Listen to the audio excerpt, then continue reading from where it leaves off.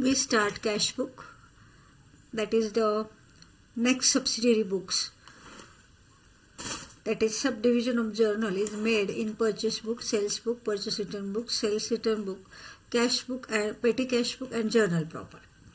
Journal proper here it is just like a journal that we have learned, and now here this is next textbook, here it is cash book. So first point is, what is meant by cash book? Cash book is a book in which cash and bank transactions are recorded. It has two sides, just like a ledger account. Left hand side is called as debit side, right hand side is called as payment side. Cash book is treated as a journal as well as ledger. It is journal because it is book of original entry and we are writing here narration also, and it is a ledger as it is presented in the form of ledger only. So therefore it is journal as well as ledger. It helps in finding out cash and bank balance. So here this cash book, it is started with the opening cash balance and ends with the closing cash balance. Now next is, it is the format of simple cash book. Here that means here only cash transactions are recorded and there are no bank transactions, only cash transactions are recorded. This is debit and this is credit as like journal, ledger. Then first column is date is written, then receipts. So what are the reasons by which we receive the money? Here that accounts are written. Then receipt number, LF. Receipt number means when we receive money, we are giving here that receipt, that number. LF, you know, ledger folio. And then amount. And same here it is date. Then payments. That means what are the expenses that we are writing on credit side. What are incomes or receipts that we are writing on debit side. Then this is voucher number. Voucher numbers mean we make the expense. See here that for that expense here that voucher is prepared. So here that number of every voucher number of every expense is different. So according to that here that voucher number we are writing here on the payment side. Then this is LF and this is cash which we spent. But in theory now we are not writing here that receipt number and voucher number, but in reality here that is written for written record and for the convenience of finding out any type of transaction if we need. So yeah, this is simple cash book format. Then after in exam we are not asking here this simple cash book. Why? Because it is very easy, and cash book with cash and bank column here it is necessary to learn. Therefore we are asking only 2-column cash book. So in 2-column cash book, what is the format? In the books of whatever name is given that you write. If your name is not given, then make dash dash. Then 2-column cash book, here like this you have to write the heading. Then this is first date as usual. Whatever I have explained here in this simple cash book, you just see a date, receipt number, LF and amount. What is the difference between two? All columns are same, but only bank column is added like this here. You just see date, receipts, R number, LF, cash and bank. Here this bank column is added. So entries are made in cash column and in bank column. Here also cash which is spent and our bank here has spent money on behalf of us, that we are writing on here this payment side, and whatever receipt we are writing here in cash column, and whatever is deposited in bank, that we are writing in bank column. So how to prepare this 2-column cash book? When we consider the transaction, at first we have to identify whether it is cash transaction or bank transaction. When it is cash transaction, we enter this in that cash column. When it is bank transaction, then we enter here the amount on both the sides here in bank account. म्हणजे आता आपल्याला जेव्हा आपण हे cash book prepare करतो तेव्हा जेव्हा आपण कॅश काय करत असतो, ह्याच्यामध्ये आपण कॅश अँड बँक अकाउंट तयार करत असतो, जसं आपण लेजरमध्ये केलं होतं तसंच. फक्त डिफरन्स काय आहे की लेजरमध्ये आपण कॅश अकाउंट डिफरंट केलं होतं आणि बँक अकाउंट डिफरन्स केलं होतं. इथं आपण कॉलम केलेले आहेत. आपण ते कॉलम केलेले आहेत म्हणजेच आपण 2 अकाउंट तयार करतो असा अर्थ होतो त्याचा. कॅश आणि बँक अकाउंट तयार करण्याची जी प्रोसिजर आहे तीच प्रोसिजर इथे कॅश बुकमध्ये आहे. फक्त कॅश ट्रान्झॅक्शन आणि बँक ट्रान्झॅक्शन हे तुम्हाला डिफरन्शिएट करता येणं महत्वाचं आहे. So here that is a cash book. आणि आलं की डेबिट, गेले की क्रेडिट. हे कॅश तुम्हाला माहिती आहे. कॅश हे काय आहे? रिअल अकाउंट आहे. रिअल अकाउंटच्या नियमाप्रमाणे जे येतं ते डेबिट होतं, ते जातं ते क्रेडिट होतं. दुसरं अकाउंट आहे बँक. बँक जेव्हा रिसिव्हर असतो तेव्हा डेबिट होतो आणि बँक जेव्हा गिव्हर असतो तेव्हा क्रेडिट होतो. या नियमाप्रमाणे सुद्धा तुम्ही हे लक्षात ठेवा. दुसरं असं, जे पैसे आपल्याला मिळतील ते आपण रिसीट साईडला एंटर करायचे आहेत. जे पैसे आपण खर्च करत आहोत ते आपण पेमेंट साईडला एंटर करायचे आहोत. Before going to start this cash book, problems of this cash book with cash and bank column, at first we have to understand various entries that are made and the meaning of that entry and application of the rule as follows. You just see here as accounting treatment of banking transaction in cash book with cash and bank columns. So bank column आता आपण simple cash book मध्ये बघितलं. आज आपण problem बघितला हा क्लासमध्ये सुद्धा, की ओपनिंग बॅलन्सने तो सुरू झाला. आलेली कॅश आपण डेबिट साईड लिहिली, गेलेली कॅश आपण क्रेडिट साईडला लिहिली आणि त्या दोघांचा आपण डिफरन्स काढला. आणि जो डिफरन्स त्या पिरियड करता येतो त्याला कॅरेट डाऊन डिफरन्स म्हणतात. आणि तो कॅरेट डाऊन डिफरन्स काढून आपण पुढच्या काळाकरता तो carried down difference brought down करतो. हे आपण आज शिकलेलं होतं. तर त्याच पद्धतीनं इथं बँक अकाउंट आपण तयार करायचं आहे. ओपनिंग बॅलन्स दिलेला असेल बँक अकाउंटचा. डेबिट बॅलन्स असेल तर टू बॅलन्स ब्रॉट डाऊन लिहून बँक अकाउंट सुरू करायचं आहे. आणि क्रेडिट बॅलन्स असेल तर बाय बॅलन्स ब्रॉट डाऊन असं लिहून सुरू करायचं आहे. पण जनरली 11वीला आपल्याकडं बँकेचा डेबिट बॅलन्स किंवा कॅशचा डेबिट बॅलन्स दिलेला आहे. मी तुम्हाला अगोदर सांगितल्याप्रमाणे लेजर अकाउंट आपण जेव्हा क्लोज करतो तेव्हा जी साईड मोठी असते त्या साईडचं नाव आपण त्या बॅलन्सला देतो. म्हणजे जरी तो बॅलन्स आपण कॅरी डाऊन क्रेडिट साईडला लिहितो तरी सुद्धा त्याची डेबिट साईड मोठी असते म्हणून त्याला आपल्याला क्रेडिट साईडला लिहावं लागतं. म्हणजे लिहिताना आपण क्रेडिट साईडला लिहितो परंतु आपण त्याला काय म्हणतो? डेबिट बॅलन्स असं म्हणतो. म्हणजे कॅश अकाउंटचा डेबिट साईड मोठी असते म्हणून आपण त्याचं नाव त्याला देतो. जेव्हा एखाद्या अकाउंटची डेबिट साईड मोठी असते तर जो बॅलन्स निघतो त्याला आपण डेबिट बॅलन्स म्हणतो. अकाउंटची क्रेडिट साईड मोठी असेल तर जो बॅलन्स निघतो त्याला आपण क्रेडिट बॅलन्स असं म्हणतो.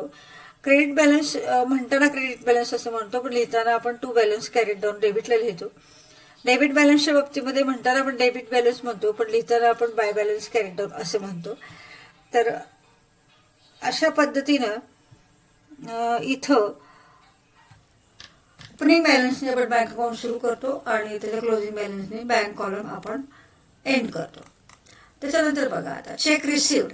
आता चेक रिसिव्ड जर असेल तर त्याच्यामध्ये 2 प्रकारचे चेक्स आहेत. एक आहे बेअरर चेक आणि दुसरा आहे क्रॉस चेक. जर क्रॉस चेक रिसिव्ह झालेला असेल तर receipt side of cash book in the bank column as to sales asset income debtors account. म्हणजे आपल्याला पैसे द्यायच्या ऐवजी आपल्याला क्रॉस चेक दिलेला असेल. आता चेकचे 2 प्रकार आहेत. एक आहे बेअरर चेक आणि दुसरा आहे क्रॉस चेक. बेअरर चेक जेव्हा मिळतो तेव्हा पैसे मिळाल्यासारखं असतं ते. बेअरर चेक हा म्हणजे काय असतो तर हा चेक असा असतो की जो बँकेच्या काउंटरवर तुम्हाला लगेच एनकॅशमेंट होते. म्हणजे तुम्ही बेअरर चेक समजा एखाद्या पार्टीने दिला तर तुम्ही बँकेत गेला की तुम्हाला लगेच ते पैसे हातामध्ये दिले जातात. त्याला आपण बेअरर चेक म्हणतो. दुसरा चेक जो आहे तो क्रॉस चेक आहे. तो पैसे हातामध्ये मिळत नाहीत, कॅश इन हँड तुम्हाला काउंटरला मिळत नाहीत, ते तुमच्या बँक अकाउंटवर ट्रान्सफर होतात. ते बँक अकाउंटवर ट्रान्सफर झाल्यानंतर तुम्ही ते विथड्रॉ करू शकता. तर आता इथं क्रॉस चेक म्हणजे काय की असा चेक की ज्याचे पैसे आपल्या अकाउंटमध्ये जमा होतात. आपल्या अकाउंटमध्ये जमा होतात याचाच अर्थ काय होतो? आपली बँक रिसिव्हर असते. मग बँक रिसिव्हर आहे म्हणून बँक अकाउंट डेबिट होतो. मग तो सेल्ससाठी असेल तर सेल्स क्रेडिट होतं. एखादी असेट परचेस केली असेल, विकली असेल तर ते असेट अकाउंट होतं. इन्कम असेल तर इन्कम अकाउंट होतं आणि डेटर्स असेल तर डेटर्स अकाउंट. म्हणजे या 4 पैकी कुठल्याही रिझनमुळं जर तुम्हाला क्रॉस चेक मिळाला असेल तर आपली बँक ही रिसिव्हर असते म्हणजे त्याचं अकाउंट डेबिट होतं आणि हे सगळे 4 अकाउंट क्रेडिट होतात. त्याच्यानंतर आहे बघा बेअरर चेक रिसिव्ह. आता तुम्ही सांगितलं तुला बेअरर चेक आणि क्रॉस चेकचा अर्थ काय होतो. तर इथं आता बेअरर चेक म्हणजे कॅश अकाउंट हे कन्सिडर करायचंय. बेअरर चेक मिळालं म्हणजे कॅश मिळाल्यासारखे आहे. आता इथं बघा, इथं काय एंट्री होती? बँक अकाउंट डेबिट केलं होतं. आता इथं काय एंट्री आहे? कॅश अकाउंटची एंट्री आहे. म्हणजे क्रॉस चेक जेव्हा असेल तेव्हा बँक अकाउंट डेबिट होतं, बेअरर चेक असेल तेव्हा कॅश अकाउंट डेबिट होतं आणि हे सगळे 4 रिजन्स दिलेले आहेत ते दोन्हीकडे क्रेडिट होतात. त्याच्यानंतर आहे बघा cheque received and deposited bank on the same day. म्हणजे आज जर 11 वाजता चेक मिळाला आणि मी लगेच 12-1 वाजता किंवा 3 त्यांचं काय टायमिंग आहे त्या बँकेच्या टायमिंगच्या अगोदर चेक भरला तर त्यावेळेस बँक अकाउंट डेबिट होतं. ही एंट्री कॉन्ट्रा एंट्री धरली जात नाही. कारण त्या जर ज्या दिवशी चेक मिळतो तुम्हाला त्या दिवशी तुम्ही बँकेत भरला तर त्याची एंट्री अशी होती बँक अकाउंट डेबिट टू हे सगळे रिझन्स. म्हणजे सेल असेल तर सेलमुळं, असेट असेल तर असेटमुळं, इन्कम असेल तर इन्कम किंवा डेटर्स एखाद्या पैसे द्यायचं असेल त्याला दिलं असेल चेक आणि त्या दिवशी तुम्ही बँकेमध्ये भरला तर बँक अकाउंट डेबिट आणि हे सगळं क्रेडिट असे ह्याची एंट्री होते. त्याच्यानंतर आहे बघा चेक रिसिव्ड डिसऑर्डर्ड. डिसऑर्डरचा अर्थ काय होतो? When bank is not accepting the cheque it is called as disorder. जर तुम्ही चेक इश्यू केला तर 3 महिन्याच्या आतमध्ये तो चेक 3 महिने तो चेक चालतो. 3 महिन्यानंतर हे आउटडेटेड होतं. पूर्वी हे 6 महिने होतं. आता त्यांनी रूल्स चेंज केलेले आहेत. आता 3 महिन्यामध्ये तो आउटडेटेड होतो. स्टेल चेक असं म्हणतात त्याला.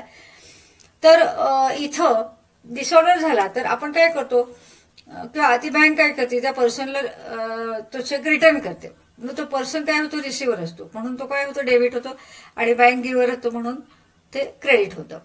आता चेक जर इश्यू केला आपण समजा आपल्याला काही पिरियडिकल रेमिटन्स असतील म्हणजे आपल्याला एव्हरी मंथ काही अमाऊंट द्यावी लागत असेल तर आपण बँकेला सांगून ठेवलं की तुम्ही असं बँक आमच्या बँकेतनं हे एक्सपेन्सेस करा. म्हणजे फॉर एक्झाम्पल इलेक्ट्रिसिटी असेल, सॅलरी असेल एम्प्लॉईची किंवा रेंट असेल तर ते बँक अकाउंटमधून आपल्या ते कट होतात आणि बँक आपलं ते काम करते. तर अशा पद्धतीनं cheques can be issued for cash purchases. कशा करता आपण चेक इश्यू करतो? कॅश पर्चेसेस म्हणजे परचेस केले एखादं प्रोडक्ट किंवा गुड्स परचेस केले किंवा मशिनरी परचेस केली तर त्याच्यासाठी आपण चेक देतो. पेईंग कमिशन, पेईंग इंटरेस्ट म्हणजे आपले जे एक्सपेन्सेस असतात त्या एक्सपेन्सेससाठी परचेसेस एक्सपेन्सेस आहेत.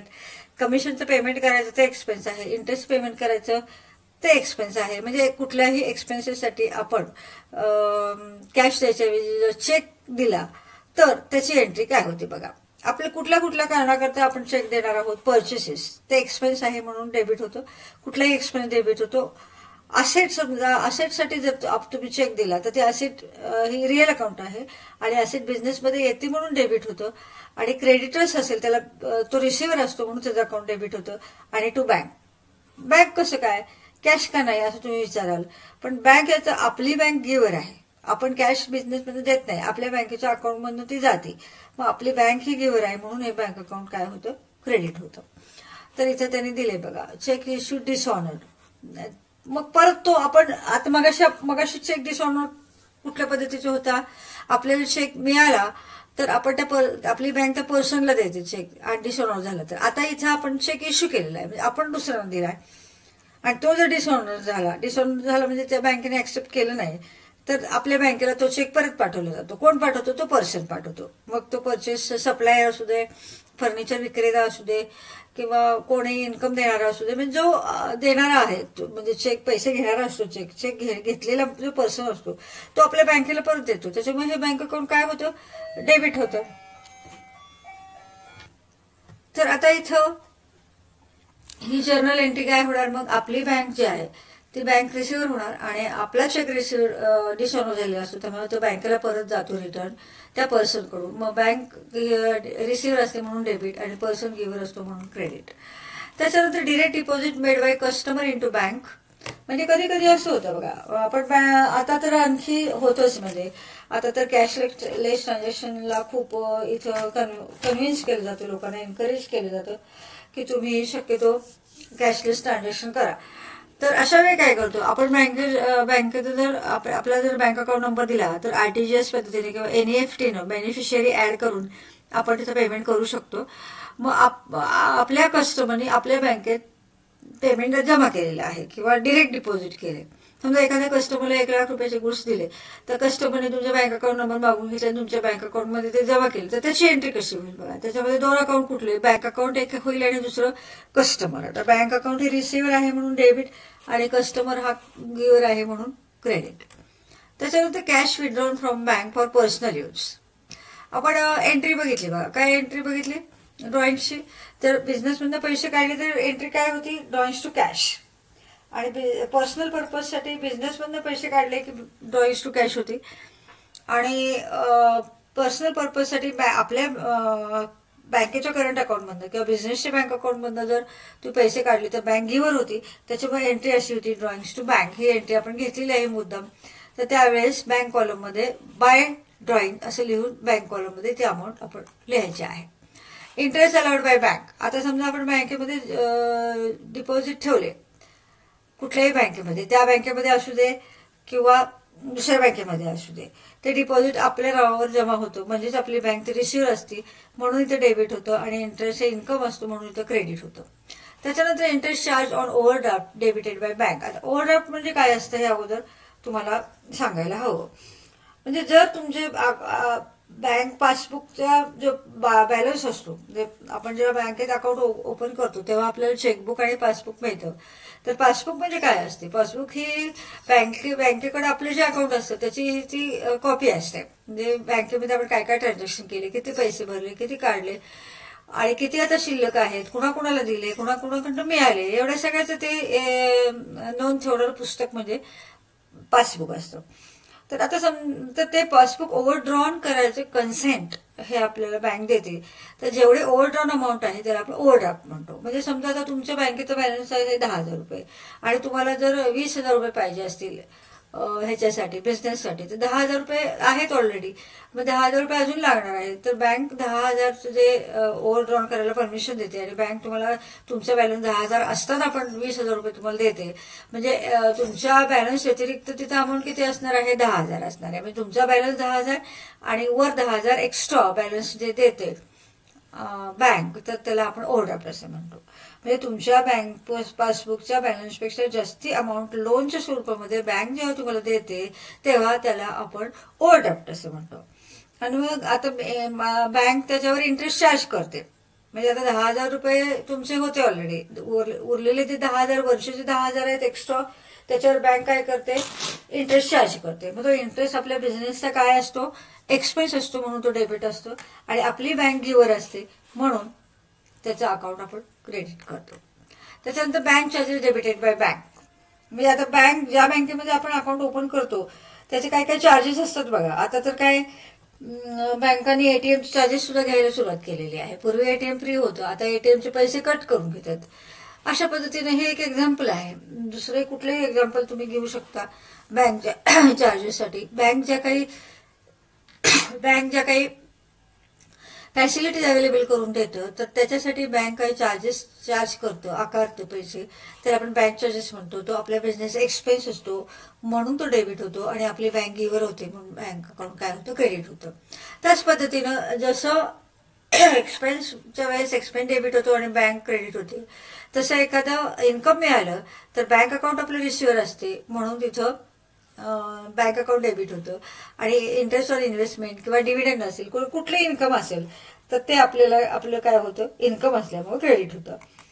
त्याच्यानंतर आहे payment made by bank under the standing instruction given bye trader. आताच मी सांगितलं तुम्हाला. समजा तुमचा बिझनेस असेल तर पर्सनची सॅलरी, एम्प्लॉईची सॅलरी, रेंट, इलेक्ट्रिसिटी, म्हणजे जे काही पिरियॉडिकल रेमिटन्स असतात, पिरियॉडिकल जे खर्च असतात तर ते पिरियॉडिकल खर्च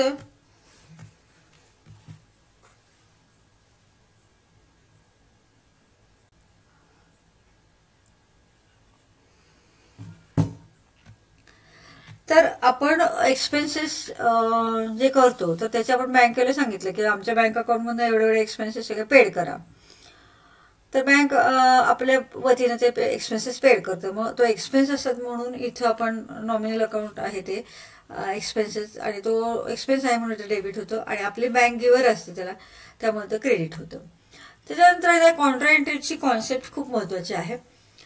तर हे कॉन्ट्रा एंट्री म्हणजे काय असते बघा. ज्या एंट्रीमध्ये फक्त आणि फक्त कॅश आणि बँक अकाउंट असतात त्या एंट्रीला आपण कॉन्ट्रा एंट्री म्हणतो. मग आता ह्या 3 सिच्युएशनमध्ये कॉन्ट्रा एंट्रीज असतात. पहिला आहे cash deposited into bank.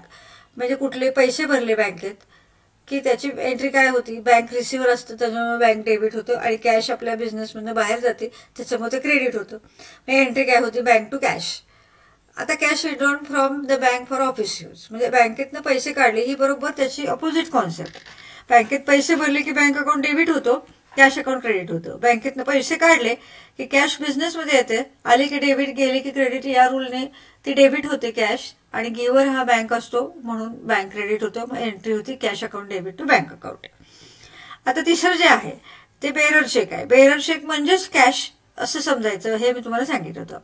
मग बेअरर चेक बँकेत भरला याचाच अर्थ काय होतो, पैसे बँकेत भरले, जे आपण पहिल्या केसमध्ये बघितलं होतं cash deposited into bank. तर सेम पोझिशन आहे इथं. कॅश भरली काय आणि बेअरर चेक भरलं काय, दोघांचं मिनिंग साधारण एकसारखंच आपण अकाउंटिंगमध्ये इथं धरतो. त्याच्यामुळे बेअरर चेक आज जर मिळाला आणि उद्या तुम्ही भरला तर त्याची कॉन्ट्रा येते. मग परत एकदा bank account debit to cash account येतं.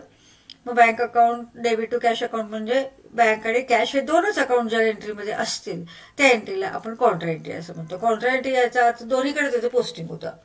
कारण आपण कॅश अकाउंट कॅश कॉलम तयार करतो म्हणजे काय करतो, कॅश अकाउंट तयार करतो. बँक कॉलम तयार करतो म्हणजे काय करतो, बँक अकाउंट तयार करतो. मग दोन्हीकडे ज्याचं पोस्टिंग होतं ज्या एंट्रीचं, the entries which are enter on both the sides here that entries are called as contra entry. तर त्या हा कॉन्ट्रा एंट्रीच्या 3 केसेसमध्ये येतात. या 3 केसेसमध्ये एक तर लक्षात ठेवा, नाहीतर एंट्री करून बघा, एंट्रीमध्ये कॅश आणि बँक आलं की मग आपल्याला ही कॉन्ट्रा आहे असं लगेच समजलं जातं.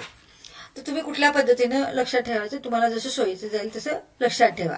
इथं cash deposited into bank, cash withdrawn from bank आणि bearer cheque received on previous date and deposited into bank. Previous date म्हणजे आदल्या दिवशी, त्याच्या आदल्या दिवशी, 5 दिवसापूर्वी, 5 दिवसापूर्वी जर तुम्हाला चेक मिळालेला असेल तो तुम्ही दुसऱ्या दिवशी, तिसऱ्या दिवशी किंवा त्याच्यानंतरच्या कुठल्याही तारखेला भरला 3 महिन्याच्या आत, तर त्याची entry cash deposited into bank अशासारखी होती. म्हणून हे 3 एक तर सिच्युएशन लक्षात ठेवा, नाहीतर सर्व एंट्री करून बघा. दोन्हीपैकी जो पर्याय तुम्हाला सोपा वाटतो तो तुम्ही लक्षात ठेवा. त्याच्यानंतर आहे बघा cash deposited into bank. मी जे सांगितलं तेच आहे सगळं. Bank account debit to cash account ही पहिली केस झाली. दुसरी केस काय आहे, cash account debit to bank account. त्याच्यानंतर तिसरी केस काय आहे, bearer cheque received on previous date deposited into bank, bank account debit to cash account. तर अशा पद्धतीनं आपण कॅशबुकचे सगळे एंट्रीज केलेले आहेत, बघितलेले आहेत. तर ह्याच्याप्रमाणे हे सगळे एंट्रीज आणि हे सगळे